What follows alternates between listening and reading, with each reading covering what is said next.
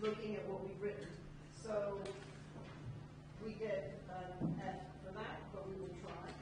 So tonight we are looking at enhancing green space and biodiversity in London. It's a really interesting topic and something I think, especially in planning for, and austerity, is something that increasingly gets squeezed.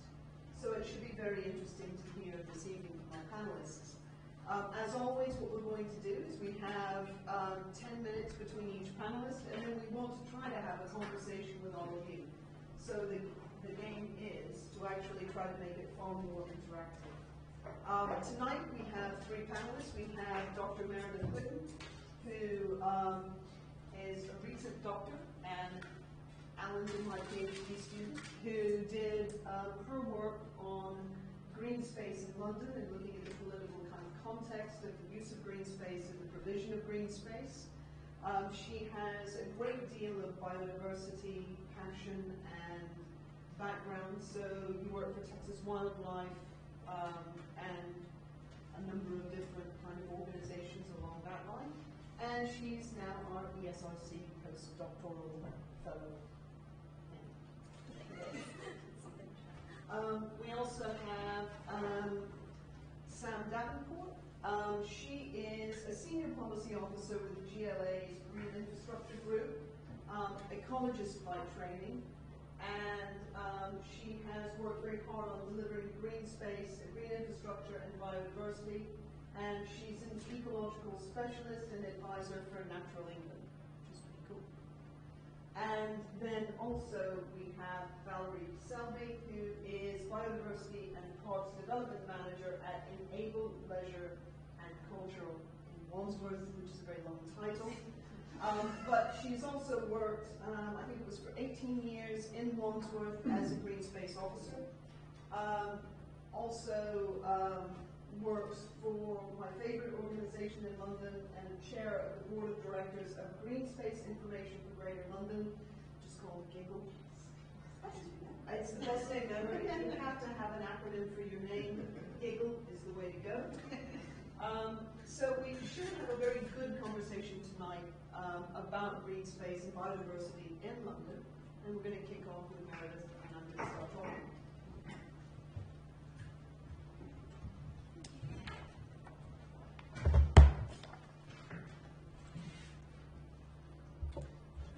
Didn't tell me there was IT involved. Okay, there we go. All right, so I feel very short. All right, good evening, everyone. My name is Meredith Whitten. Like Nancy said, my research is on urban green space and how it's provided and managed, particularly in an urban context. So I'm very interested in how we provide green space in densely populated, densely developed areas. My work is largely based in London because London provides an excellent laboratory for almost any green space related issue.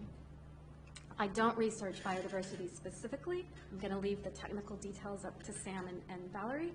But obviously biodiversity comes into almost any research that you're going to do on green space. So the goal of my presentation tonight is really just to leave you with some things to think about regarding how the challenges of providing green space and managing green space in urban London affect our ability to provide for biodiversity.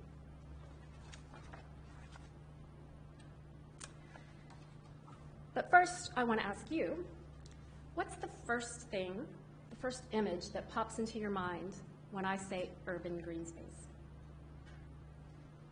What do you think of? Parkland. Parkland? Okay. What do you mean by Parkland? I mean, just around the corner, there's a Victoria Backland Gardens, rose flowers, paths, Okay. trees. Anyone else? My back garden. Your back garden. Okay. Well, I open the curtains, draw the curtains back. There's green space. First thing you say.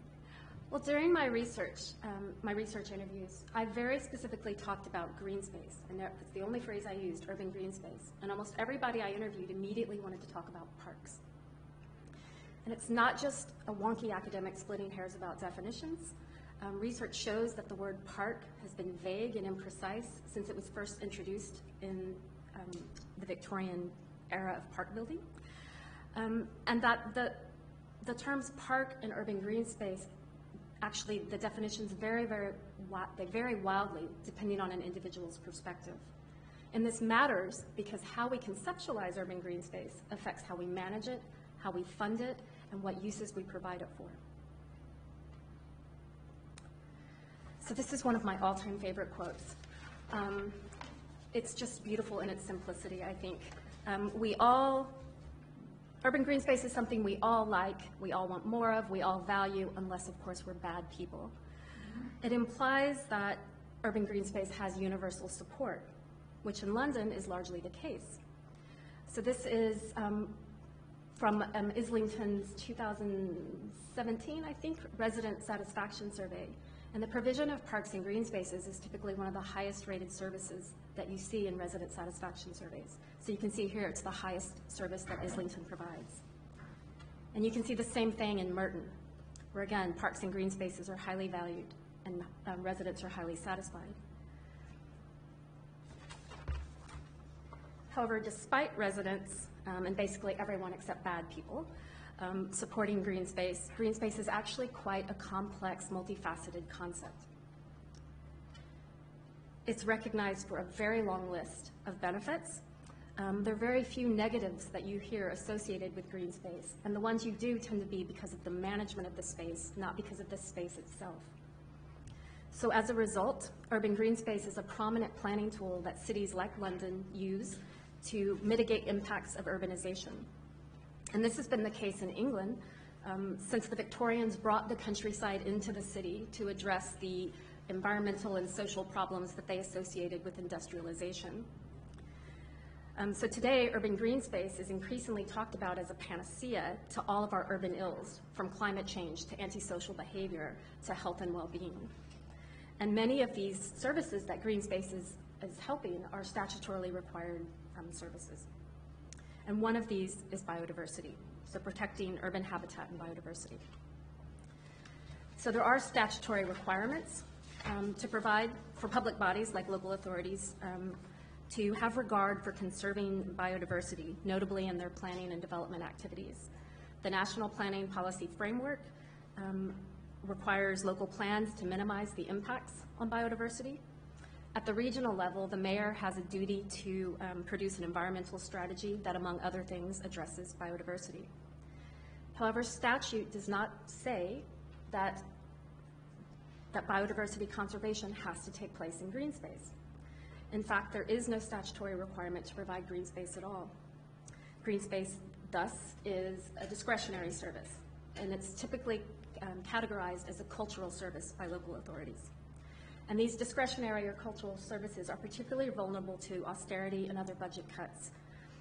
The largest percentage of cuts to London Council's budgets during recent austerity have come in discretionary services such as green space. So if we go back to that list of reasons we provide green space, there's a bit of a paradox in talking about urban green space as essential to urban life and all of these statutory services we provide, like public health and education, yet managing these green spaces like they're an optional amenity with inconsistent and precarious funding. So you may have seen this map. Despite not having a statutory requirement to provide green space, London is recognized as a very green city. This is a map produced by Giggle. And it shows that London is considered 47% green, and this includes 13% of private or domesticated gardens, like the gentleman's back garden that he mentioned. There are over 14,000 different species of plants, animals, and fungi that have been recorded in London. But despite all of this green space and this biodiversity, urban change has actually caused a reduction in green space quality, and in some cases an actual reduction in green space quantity. So the range of plants and animals in London is actually decreasing.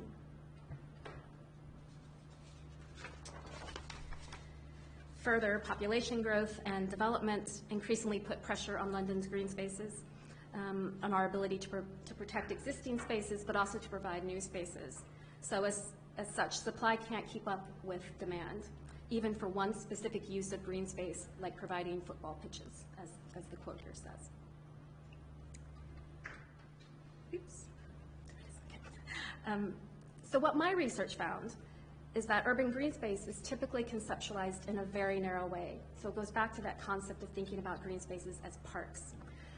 Green space tends to be seen as very traditionally managed, traditionally designed, very Victorian-inspired concept. And my research shows how green spaces in London often have more protection and receive more funding if they're conceptualized as heritage assets than if they're conceptualized as critical pieces of urban infrastructure providing valuable environmental services. But if we think about the reasons that we're providing green space, those benefits that we get, we can achieve those in spaces other than very Victorian traditional spaces. So for example, green roofs, highway verges, street trees, smaller spaces like pocket parks, those are all other kinds of green infrastructure we can provide. So quiet reflection is one example, one benefit that we hear a lot for why we provide green space. But you don't have to go to a Battersea Park to do that. You can achieve kind of some mental well-being, a break from the city on a green roof. And green roofs also can provide valuable habitat for wildlife, like beetles. So I'd argue that to enhance the opportunities for urban green space in London, green space needs to be reconceptualized. Also, conceptualizing urban green space as multifunctional and interconnected is important. So at the same time as thinking about urban green space as a place where we walk the dog, we play football, we eat our sandwich at lunch, green space should also be managed to provide those critical environmental services such as flood prevention, air and water filtration, and of course biodiversity. And green spaces should be considered part of an interconnected network, not these isolated islands of amenity. And this is key for biodiversity because things like wildlife corridors or pollination corridors are essential for promoting good biodiversity. But what my research found is that urban green spaces typically are managed and provided and funded in isolation and not part of a networked system. And finally, thinking about urban green space as interconnected means thinking more strategically about these spaces. And this relates to how green space is governed. So nature and biodiversity don't respect arbitrary administrative boundaries, such as borough borders. So for example, there are 5 different species of bats in Wandsworth Park, which is the top photo there. And this park, it's in southwest London, right on the Thames.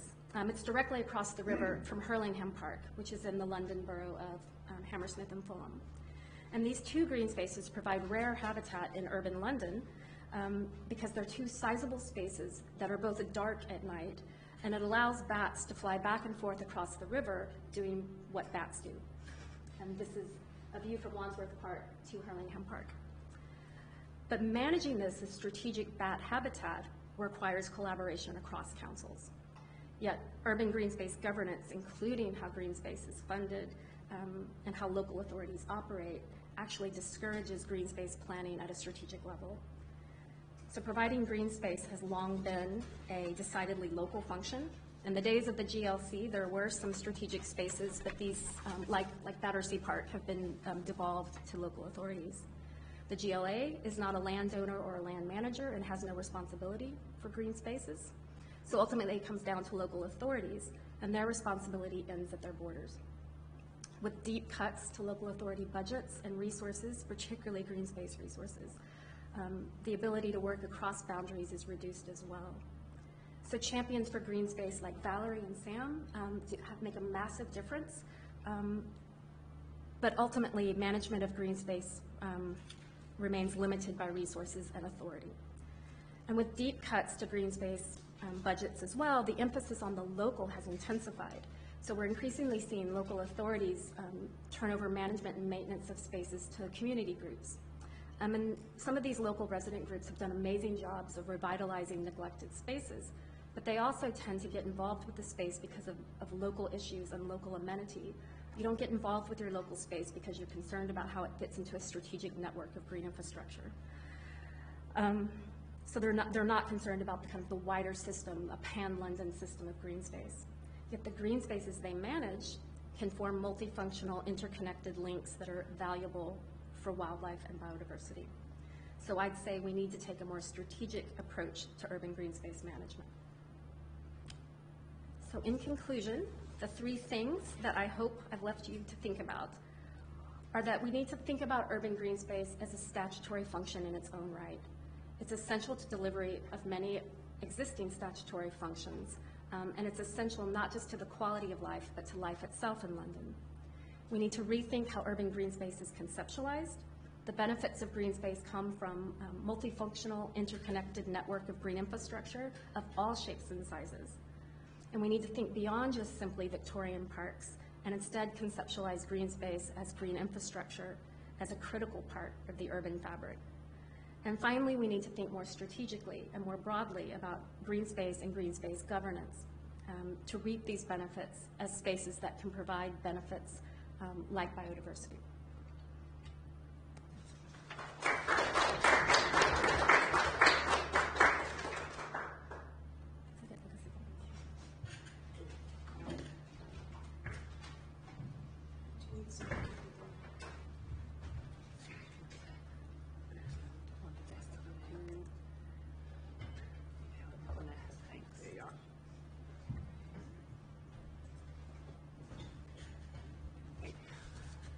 Good evening, everyone. So I'm Sam Davenport. I work in the Green Infrastructure team at the GLA, and as you've heard, the GLA doesn't actually have any direct responsibility around the management of green space in London, but as you've also heard, having these spaces is a strategic issue when you think about making a city like London a livable and resilient and healthy place. So the team has a very wide remit, from sort of administering quite small-scale grants for local community groups through to writing and delivering mayoral policy and strategy. And it's sort of this strategic look that I'm coming in with this evening. So I'm going to have a sort of a look back at the strategic level of why we have the kind of green space we have in London, some of the sort of issues around how the policy framework works at the moment and what the GLA is aiming to achieve, and how that fits in with local government, so boroughs. So between Valerie and I, sort of, we'll have a look at how the GLA is a sort of strategic plan-making body and regional government fits in with boroughs. And we're seeing something similar to this. This is a map from a piece of work that we've carried out last year using aerial imagery and remote sensing to look at not just green space in London, but green cover. And it's really important when we're talking about enhancing biodiversity and green space in London to remember we actually are in quite a remarkable city. So our work showed around 50% of London's land cover is green or blue. This incorporates 20% of London's land cover that's recognised as a site of importance for nature conservation. There are more nationally protected sites for biodiversity or geodiversity in London than there are in the whole of sort of the West Midlands region. And these spaces support species that are of national and international importance for nature conservation.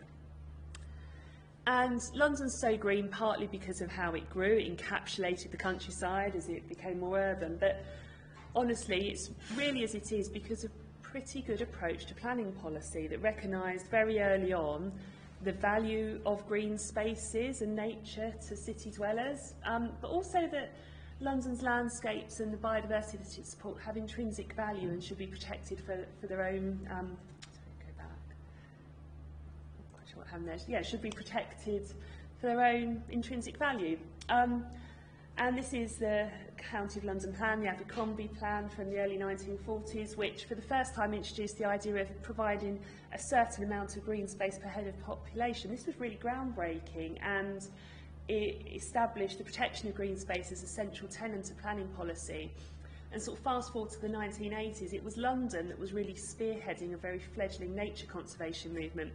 People in the ecology sector still find the idea of putting urban nature conservation in the same sentence sort of a difficult thing to do.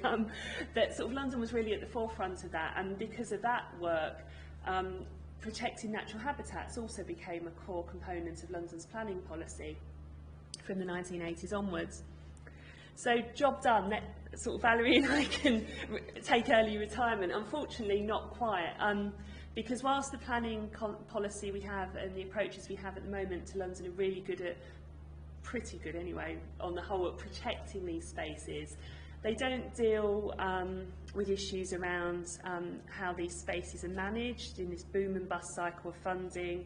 They don't encourage sort of approaches to land use change, so whether that's development or parks management outside of the protected network that joins up sort of ecological networks and green infrastructure networks.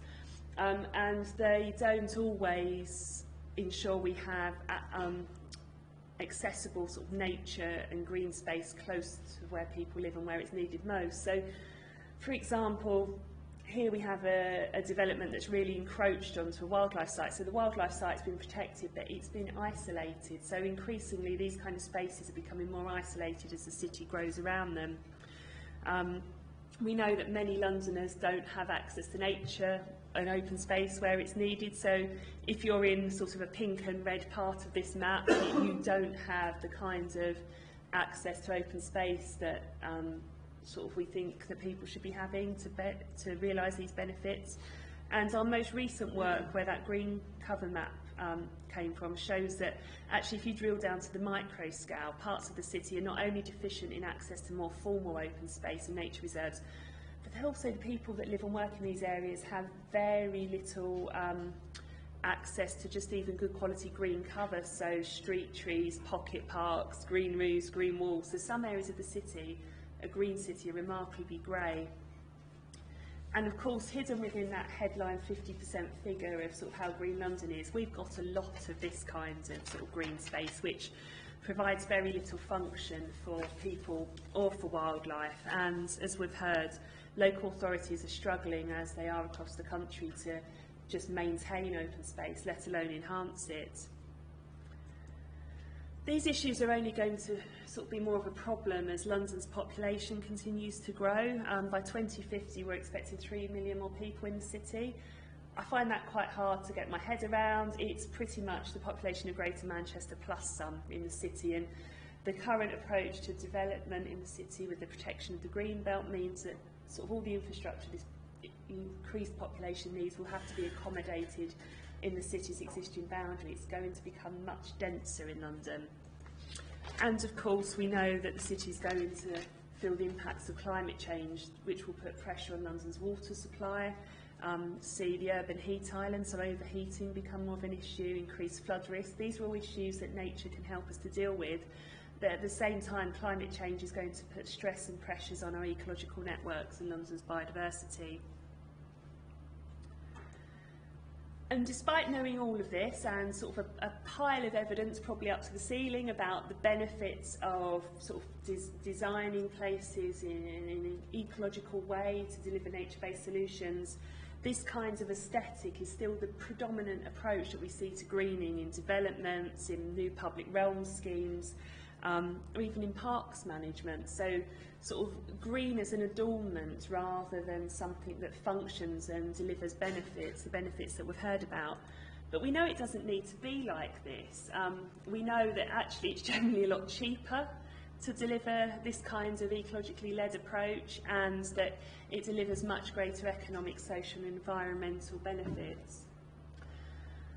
So I guess the point that I'm coming to is that when we think about enhancing biodiversity and green space at a strategic level, ultimately what we're talking about is this constant refinement of the policy framework and how we communicate these issues and the approaches that we test and try to embed to make sure we're delivering the best outcomes for biodiversity and people in an ever-changing political, economic climate in an ever-changing city. So London at the moment is one of the cities to come to if you want to see real exemplars of how to manage, to deliver real nature conservation gains in a city and nature-based solutions in a city. But we don't, this isn't the norm, the previous slide is the norm. So what we're trying to do is flip that and create a policy framework that makes this the norm. So how do we do that? How does the Mayor do that? How does the GLA do that? Well, as you've heard, and people are often surprised by this, the Mayor has absolutely sort of no power over the typical management of land in the city. That what the Mayor does have is a duty to create strategies that set a framework and steer the actions of boroughs, so that what the decision making that happens locally does piece together, hopefully, to a bigger whole.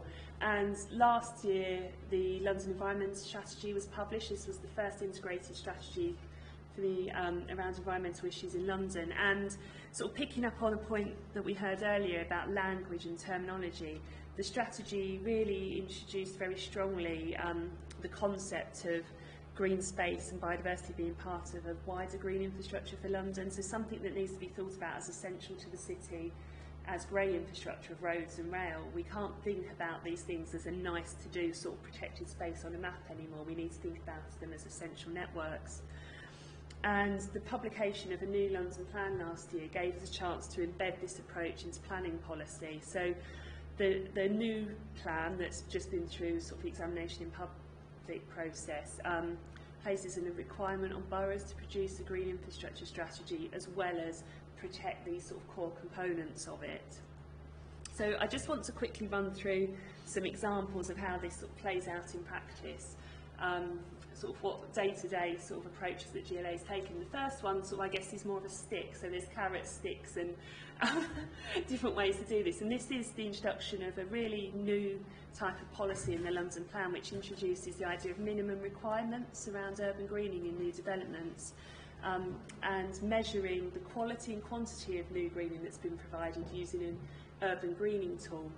And we've introduced this because we know we have to accelerate the level and the quality of greening we're seeing in developments. We're just not seeing enough of the kinds of green roofs, pocket parks and these spaces in between traditional green spaces that we need.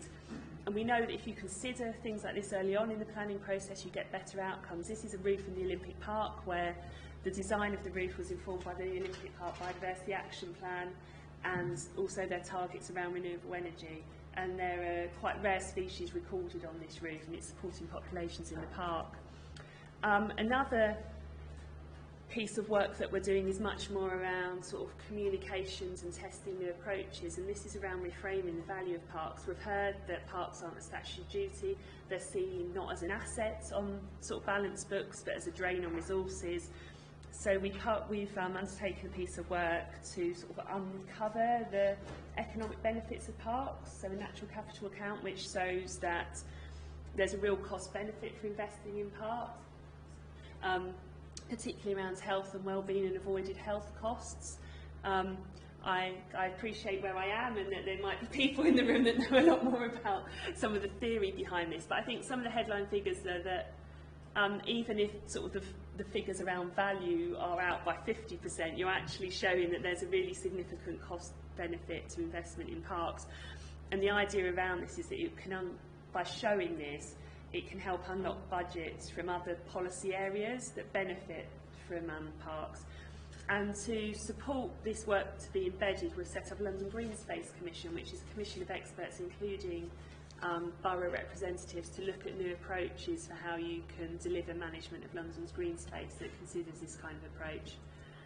And then my final example is more about sort of our evidence work and again testing new approaches, and we're working currently to set up a new monitoring framework for biodiversity in London, which has two aims. First of all, so that we can start to track some trends in ecological health of the city, so around habitats and species, but also we want to test new approaches to biodiversity monitoring. There's some really exciting stuff coming online at the moment around eDNA, acoustic monitoring, remote sensing, and the GLA, by testing this and adapting some of these methods to work in urban settings, this is then stuff that the boroughs can pick up and deliver locally. So that's quite a gallop through. There's some links here to further information should any of you be interested. The top two are more sort of policy focused. The bottom are sort of some of our maps and tools and data. And there's also a link to Giggle on there because they provide a lot of the evidence and information that we use to make policy decisions about some of this. Thank you.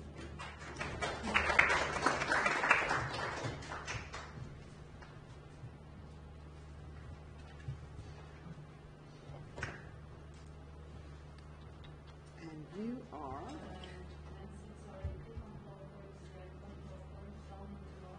down on the bar, boop, and there's Nick, and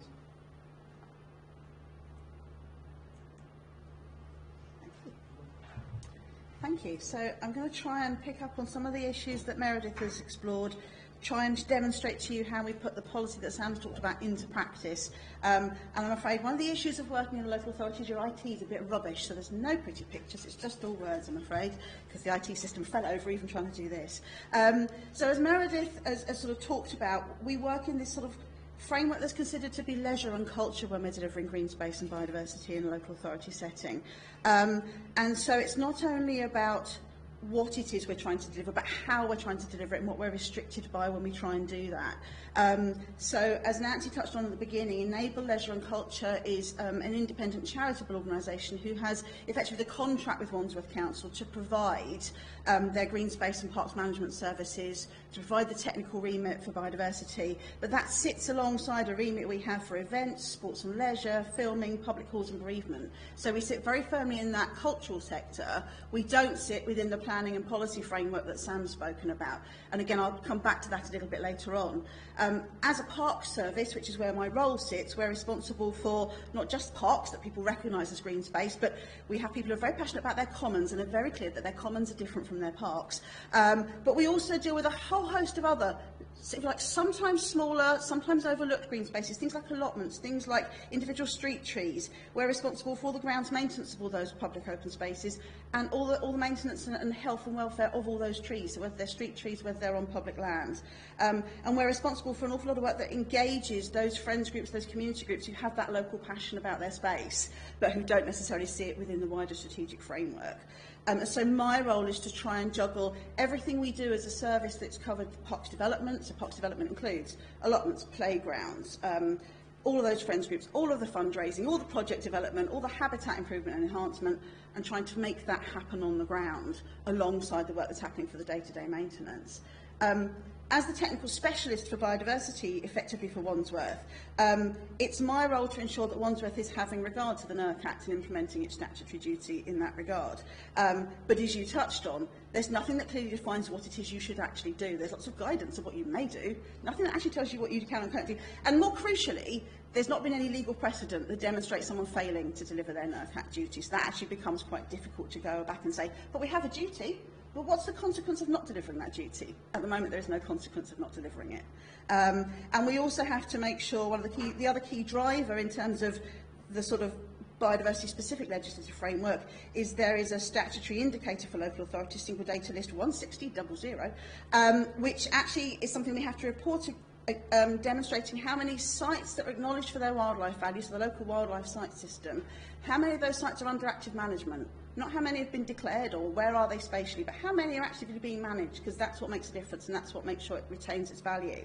And an indicator of nationally how well that is accepted as an indicator and how much DEFRA invest in it.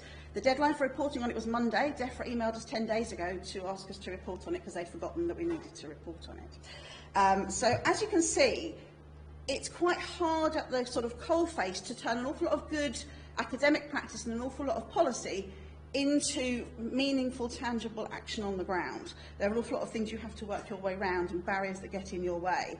So it's very hard to demonstrate what I do in a project approach. So I'm going to talk much more about how we try and deliver for biodiversity and for green space rather than specific project examples. And I think the thing that I always try and put at the core of what I do is almost the flip of something Sam said earlier. I think as a sector, biodiversity is far too good now at piggybacking on those other topics and those other benefits and those other reasons. And sometimes we lose sight of the fact that biodiversity itself has an inherent value for its own reason. And so it's trying to make sure we retain that sense of purpose for biodiversity alongside all its other functions for infrastructure.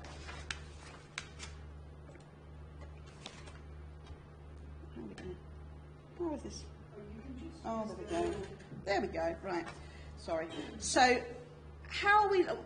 Obviously, I don't want to stand still. We're always up to improve and increase the biodiversity we have in these multifunctional green spaces. So, how are we turning policy into practice? So, as Sam said, the policy that comes out from the GLA or that comes out nationally is both a stick and a carrot. But for me, it's crucially important because it gives me a way of demonstrating what best practice is. So the GLA are positioned to do that research, that investigative work, that pulling all the minds together into one room to come up with what's best practice today, how are things evolving, how are things changing. I couldn't do that alone. There's 32 of us. We couldn't individually get the same benefit trying to do that across each of the boroughs, one of us in each borough, that you can do by working collaboratively. And so policy is very much a way to demonstrate what best practice is today, and it can give me parameters to define what's acceptable. And I'll come back to the places and locations I use those parameters in a minute. But it's a key way by which we can begin to shape that approach from what's local to how does it link up strategically. And without the policy to do that, your only driver in a borough is that local passion of those local people about their local space. So without the policy framework to use as an example and a driver, you can get very, very narrow in your thinking. What can I directly deliver as a local authority? Well, again, Meredith's touched on this a little bit. We're not in a position to do it all. We can only really achieve things on the land we directly control and manage. So parks or land around housing estates. We have duties to undertake some regulatory functions, so development planning, which I'll come back to in a minute. But all of the areas of work that we can sort of dabble in are very clearly laid out, and there are areas of work we very specifically cannot get involved in that are considered beyond our scope as a local authority, and that is, for example, direct delivery on private land. So however strategic I want to be in my approach, what I can actually deliver is always somewhat constrained. Who and what do I try and influence and inform? Well, if I've got 1 hour to influence something in the borough that's going to make a difference for biodiversity, I need to consider what's going to get me the best income, the sustainable long-term change that I need. So is that hour best spent talking to one private landowner about what they might want to do in their back garden to improve it for biodiversity? Or is that same hour better spent with a developer at the start of the development plan process to ensure they understand the biodiversity they've already got on their site and how they can deliver proper gain for that? So you have to make these choices of prioritising where you put your energy and your effort. There's a huge momentum, and has been since the 80s, for involving individuals in what they can do and what they can deliver on their own land, in their own garden, with their own passion. But realistically for me, how much time I can put to that versus how much I put into delivering more strategic things becomes a very real question sometimes. I can't always invest in public wildlife gardening information because it comes at the cost of doing something more strategic. The difficulties we face, as you can see, are primarily a lack of time and resources to do what we know would be of benefit for biodiversity. There is a lot of research that exists, there's a lot of ongoing stuff and a lot of evolving stuff. We don't lack for the knowledge of what would be good for biodiversity and what would improve green space. What we lack is the time and resources to deliver it. And I think what people fail to recognise sometimes when they go, but there's the policy, just get on with it, is it takes a lot of time for people to adjust and to come with you if you want to change a landscape.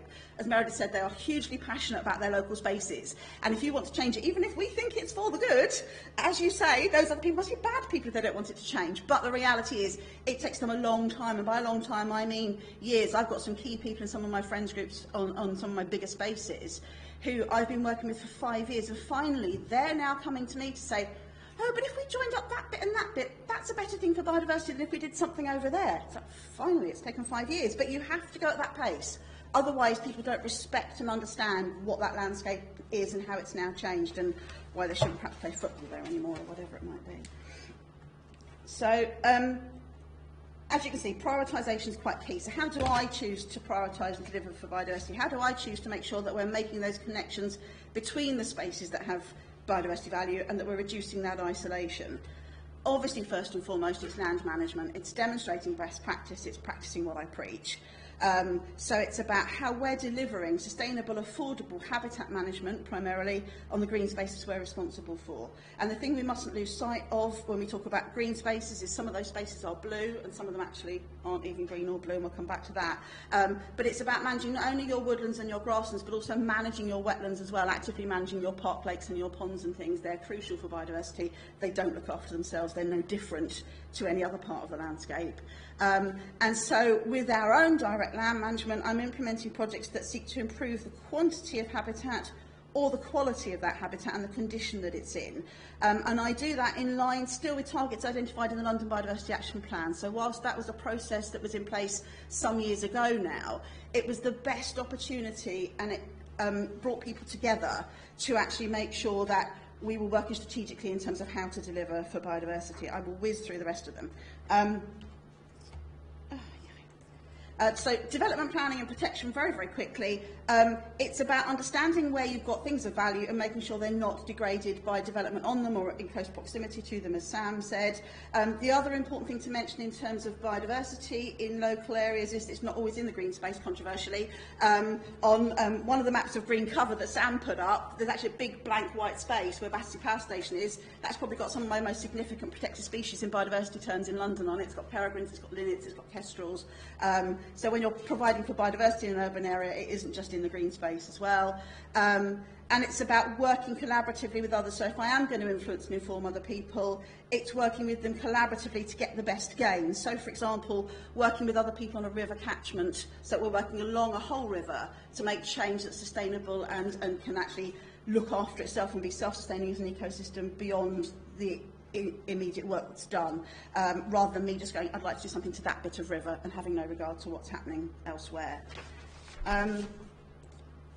So I was asked to briefly touch on what's new and innovative versus what's tried and tested. I think, as you've heard, the pressures are such that we have to make sure if we're going to deliver something for biodiversity, we know the benefits are going to be proven. We know it can withstand the pressure of being in an urban space. We know it's going to work. New and innovative doesn't always allow us to do that. I think the thing that's been new and innovative in my 20 years that has actually worked is all the work that's happened on the roofs. But there's been very little else that I can think of that's new that's actually been worthwhile and beneficial. So to me, it isn't always about new and innovative. It's about delivering tried and trusted to get actual, meaningful, sustainable results. Ultimately, we're trying to achieve those four key things: bigger habitats, so bigger parcels of habitat, because they're better at self-sustaining their populations of species. You reduce the likelihood of inbreeding and loss of genetic diversity, and you minimise the edge effects on them. Better habitats is about improving that quality and condition. So understanding, I've got some acid grasslands, is it good or bad acid grasslands, and how can I make it better? More is the new areas you gain through planning, which happens very infrequently, but where you can secure brand new land for green space or for biodiversity through planning. Again, that is most often achieved for me at the moment on roofs of buildings than it is on the footprint of the ground, and how we can join these sites up to form a working, sustainable ecological network. And without doing work both on our own land and influencing what others do through the planning process, we're not going to be able to join those habitats up and create that proper infrastructure. So, sorry it was a very quick gallop, but it's much more about the how than the what, because we all know what the what should be. We're actually now kind of engaged in all of that. So, I'll open up to the floor to start off with, if people have some questions they'd like to ask. Yeah. Yeah, I was just curious, perhaps, addressing this to Sam, where your system is the extent to which maybe there is a logic in having a much more hands-on role for the GLA to start to address the biodiversity issues, as a London-wide and indeed beyond London-wide sort of policy and action. Yeah, I think there's a balance point, whether it's the GLA or some other London invested organisation with resources. So I pick up most of the biodiversity work at the moment at the GLA. I work 3 days a week on that, and that sits with all the other stuff that you can imagine. So that sort of gives you an idea of how resourced we are. And I think a lot of sort of the policy that I spoke about and the reason we've got the green space we have harks back to sort of the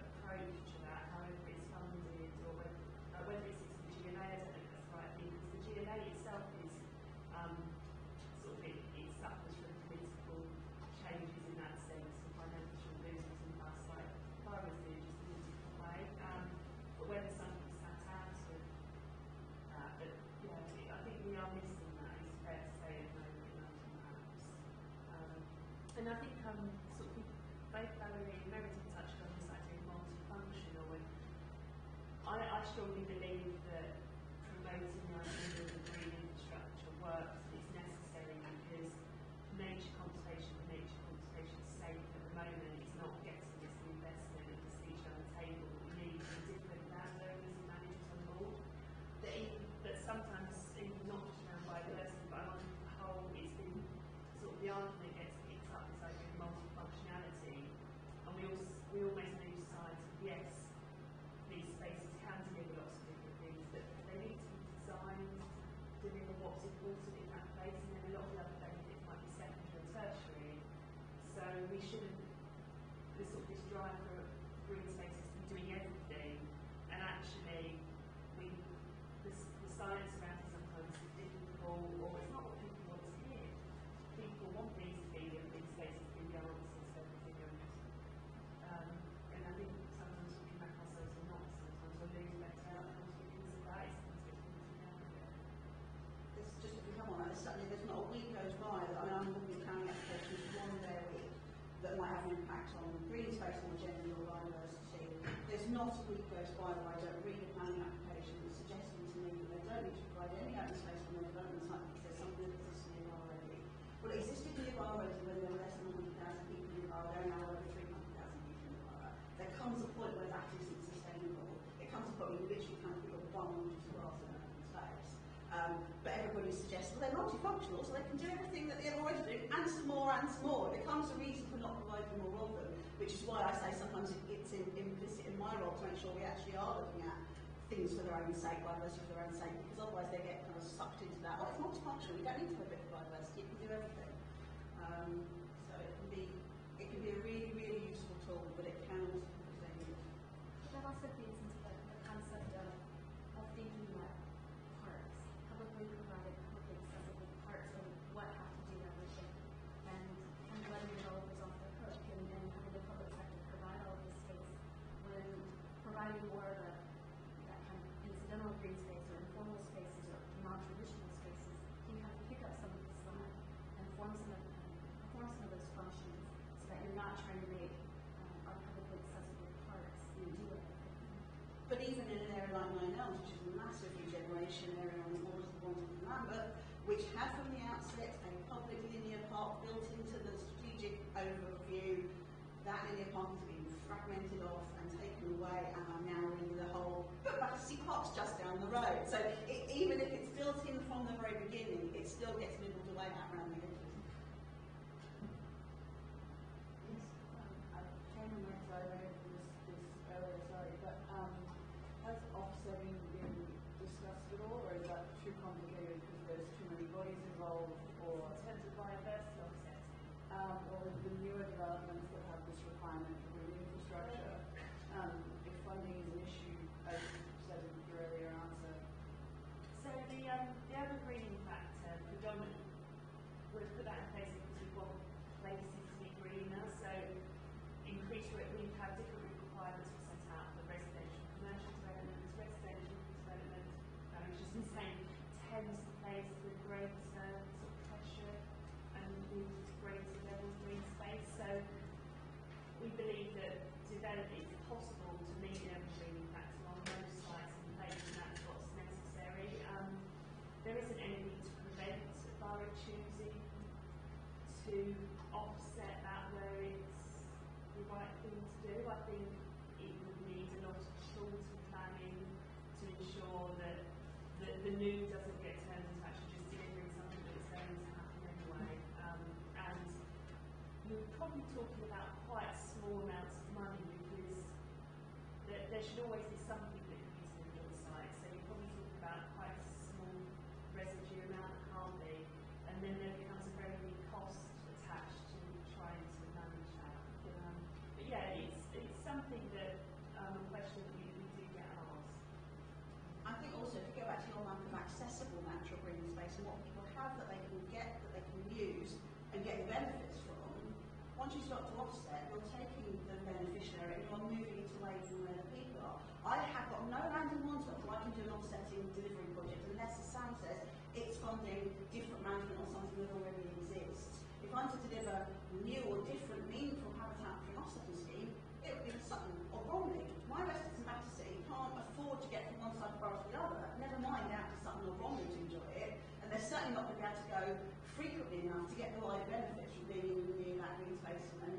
wildlife on the doorstep. So, and politically, I think that's a very big barrier to it as well. Politicians don't want to be seen to be taking money and delivering something away from their constituents. Oh, yes, thank you. I probably have a series of questions, but I shall contain myself.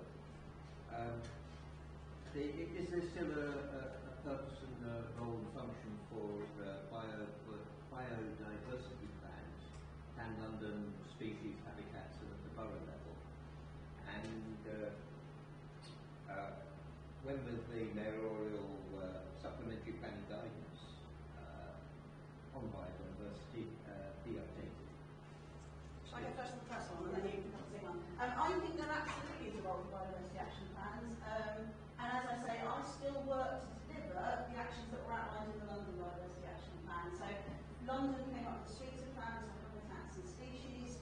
I think 2/3 of those habitats are in Wandsworth, and it sets a framework for me for how I can be improving again the quality and condition of those habitats, how I can be looking to expand them to make more bigger parts of the habitat, and how I'm doing that with a strategic nod to what else is happening in London. So one of the most valuable things for me that came out of the Biodiversity Action Plan process was a piece of work called habitat suitability mapping, and that was a piece of work inevitably the Giggle did, but it looked at all the geology factors, all the kind of human factors and geography factors in London, including where good quality habitat already is and where it is managed well, and has identified where those habitats for a priority should be restored, created more, expanded.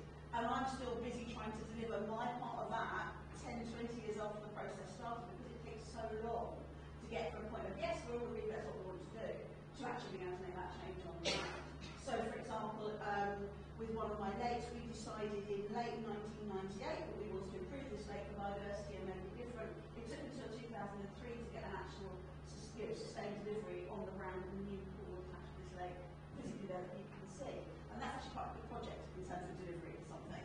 So actually, I think there's an existing role for the work that's already happened. It hasn't been delivered, it hasn't been finalised and achieved, but it provides the best solid framework for what is achievable and for how we can share resources, share knowledge, work collaboratively to deliver it. The crime shame is that without initiative support, it doesn't actually kind of actively roll forward. So I was talking to Nancy earlier, and a lot of what we're doing now as boroughs is built on the relationships and the links we made as part of the Biodiversity Action Plan process 5 years back and further.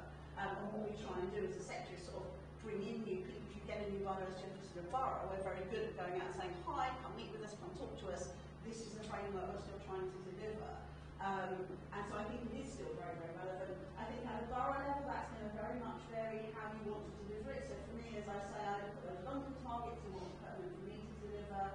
Somewhere like Tower Hamlets, where you've got a huge number of active individuals on species, passions for them. You can perhaps look to do more directed work at the species level, because you have people there who want to take the lead on it and who want to push things through. You take a look at the borough level, like Richmond, where they've got an awful lot of other organisations and professional people. They've got Kew Gardens, they've got the Wetlands Centre, they've got an awful lot of professionals who can sit around the table and agree what delivery might be achievable and can be done. But for me, I can sit with my own Wandsworth and say, well, what we're going to do in borough, I might as well just do what the London targets suggest are relevant for Wandsworth. So, yeah. It's not be right, but I want to add quite a lot. That's a hugely important point, and I think it's something that gets lost, especially when we teach about things like biodiversity planning, yeah?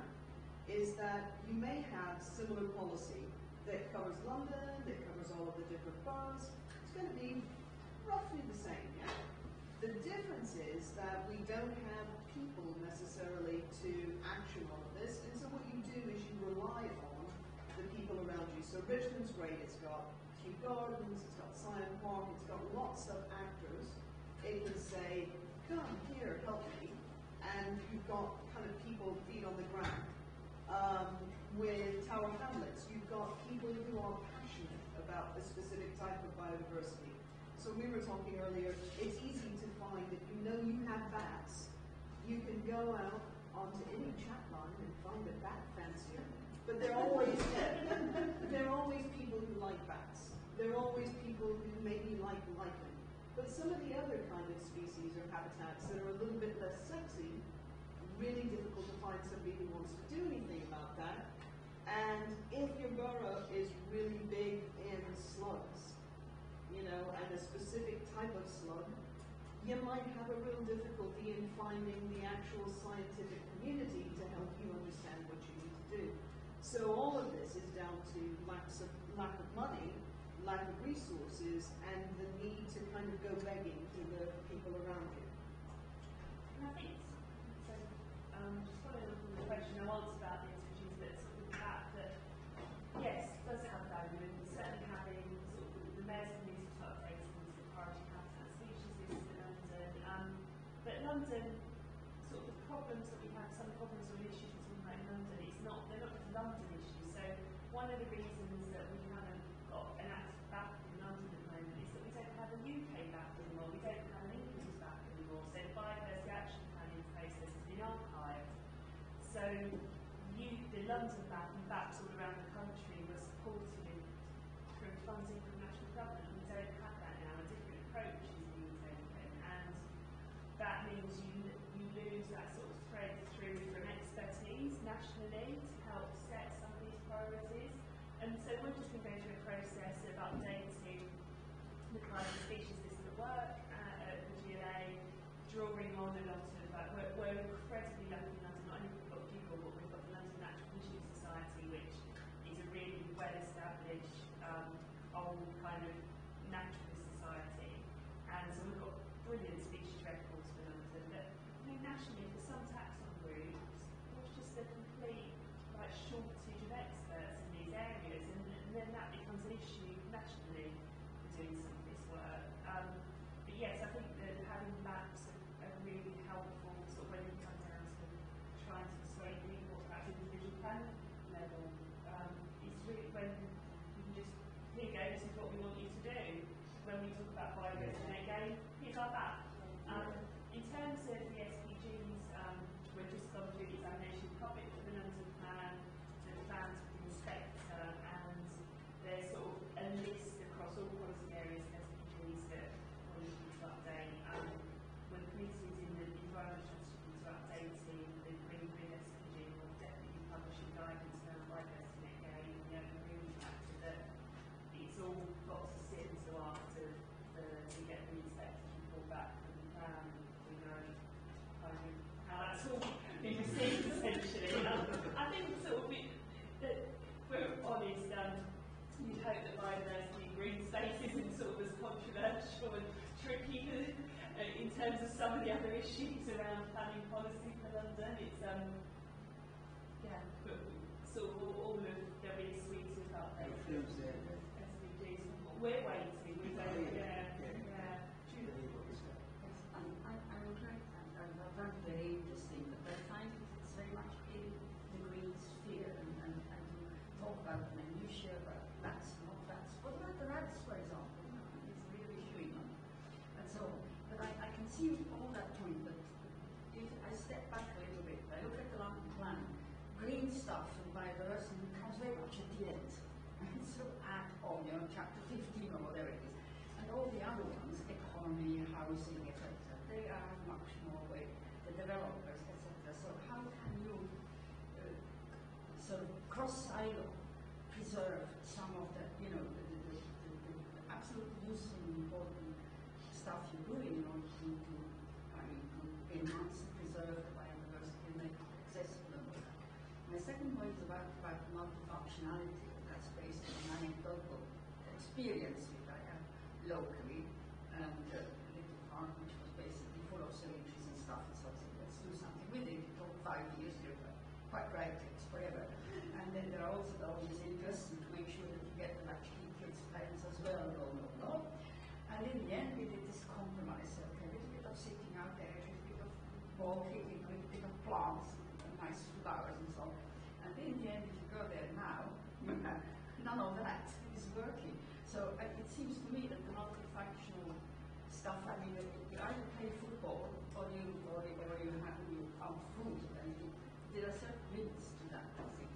And I think it can live alongside each other, and that brings me to your point about the connectivity between all those spaces. Perhaps that's the way to do it, where the various green functions, and the connections between the functions rather than all the functions everywhere. That's something that I have been thinking about.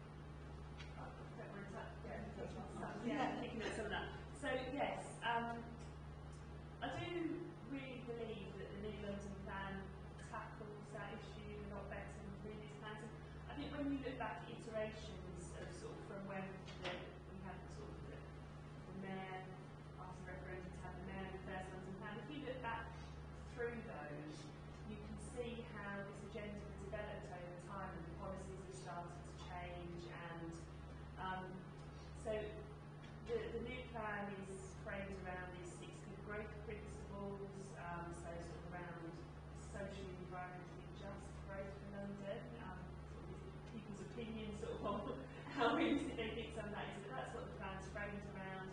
And sort of green infrastructure is mentioned and it is up there in sort of the introductory chapters about being important and being a key infrastructure for London.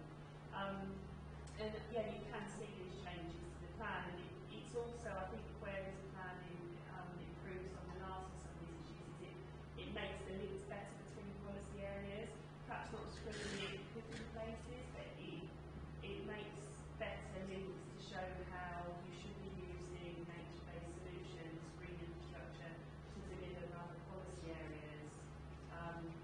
So, yeah, but ultimately that's the crux of the issue for this sector, isn't it? How do we make other people basically follow the evidence?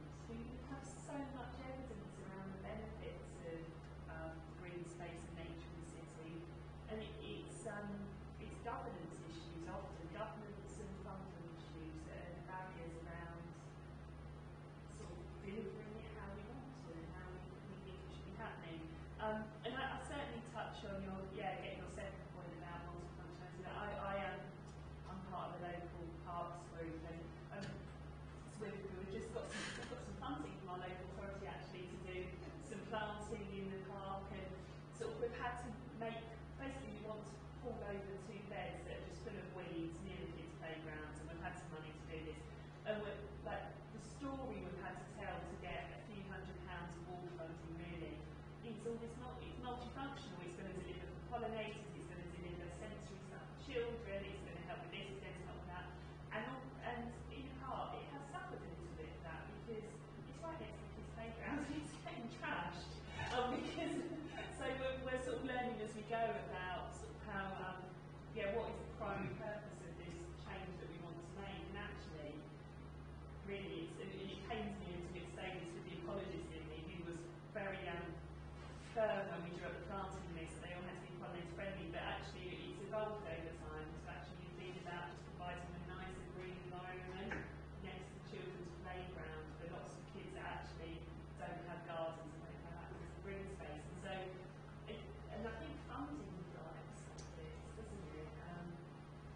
None of us have touched on that, interestingly, that we talked about this boom and bust of local authority funding, but it's a real issue that there's a lot of money out there for doing scaffold parts of green spaces and creating new stuff all the time. There's zero money for day-to-day management or even monitoring research, you know, and so this drives this kind of cycle of parks improvements that never get properly maintained, and also are done a little bit out of context. And I think it comes back down to what you touched on with biodiversity action plan stuff. If we want to provide, in this case, for biodiversity, we need to look at it strategically. Where is it going to have the best gain? I have friends groups from some of my ornamental formal parks come to me to say, I really want to do something for biodiversity, and if I calculate it in my head, I go, right, that's going to be that many days of my year to make that happen for them, because of all the other hoops we have to go through, the fundraising, the planning, and whatever else it might be.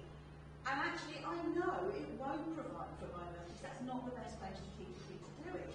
And it's exactly down to those things you're touching on about, if you're going to deliver something, is it going to be effective of what the purpose is? So is it going to be an effective functioning habitat?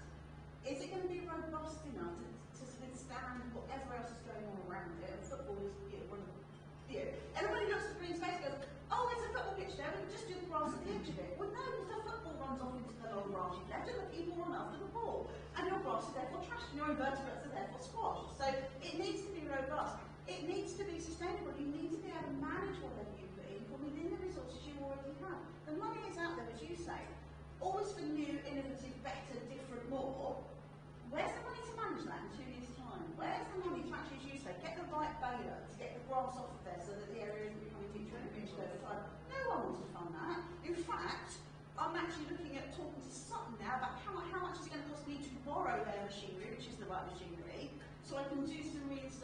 work on some specialist habitat because nobody else has the machinery.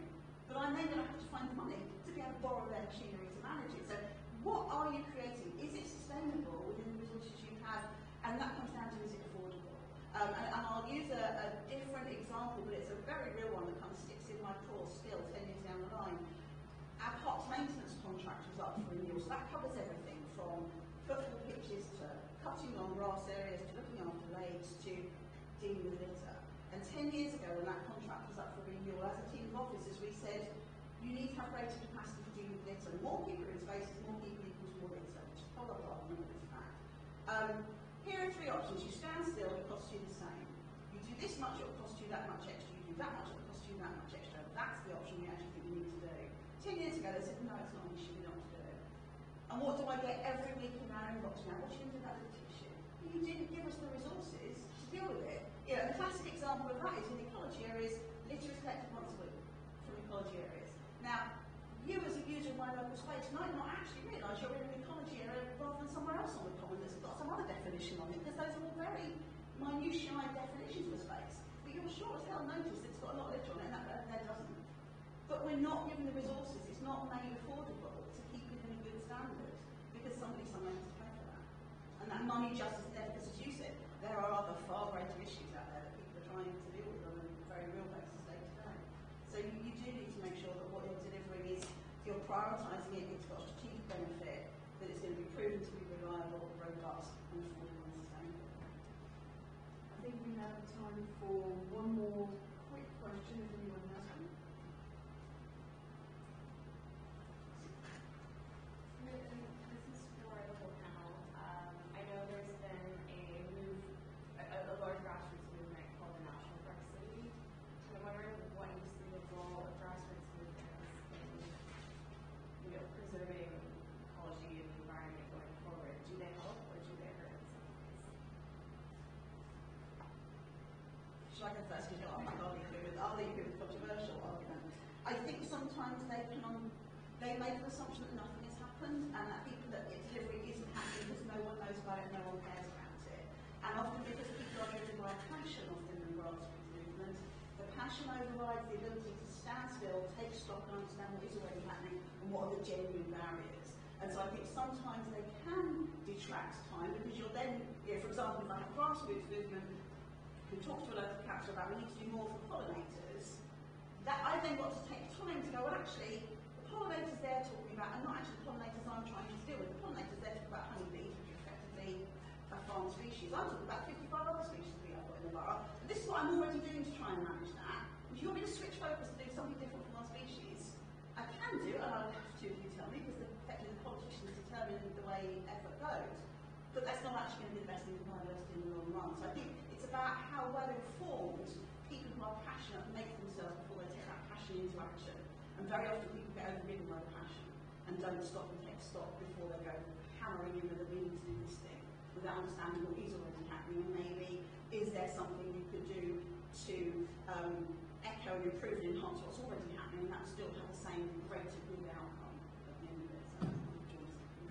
So I agree with what Barry said, and I think with the National Park System movement at the beginning, that was one of the challenges of actually getting the well-established partners that are working in London on board with this. But I think the idea that that has great value because it gives agency to very local actors. It helps them to sort of put what they're doing under a banner. It helps to access funding, and it helps with making contacts. So I think there's a real value for it. I think it's important for these kinds of movements to be clear what they are and what they aren't, what they are, what they can do, what they can't do, what they're sort of part of. But I think that, I think that the movement will bring some really good bottom-up action to encourage more people to take action for them. I think it's really easy actually for us. We do this a lot of the time, rather than just a minute you're here or an evening talking about it, that as part